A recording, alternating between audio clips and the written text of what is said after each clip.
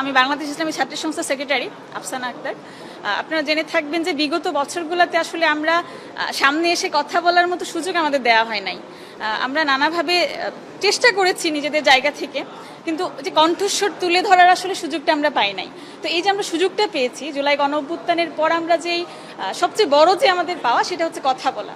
তো আমরা চাচ্ছি না যে কোনো মাধ্যমে কোনো ব্যক্তি, কোনো প্রশাসন, কোনো রাজনৈতিক সরকার কারো মাধ্যমে আমাদের সেই কথা বলাটা বন্ধ হোক।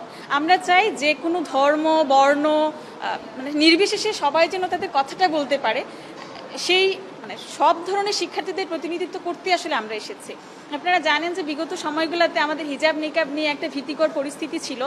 মেয়েরা হচ্ছে ভাইবা ফেস করতেও ভয় পেত।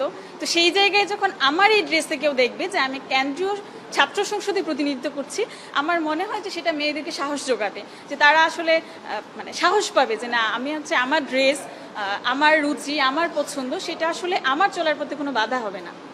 সেটা নিশ্চিত করার জন্য, এবং আমরা সকল ধর্ম, বর্ণ, মত নির্বিশেষে সবাই যেন এই সাহসটা পায়, সব মেয়েরা যেন এই সাহসটা পায়, সেই সাহসের একটা সেই সাহসের জায়গাটায় নিজেকে দাঁড় করানোর জন্য আসলে আমাদের প্রতিনিধিত্ব করতে আসা।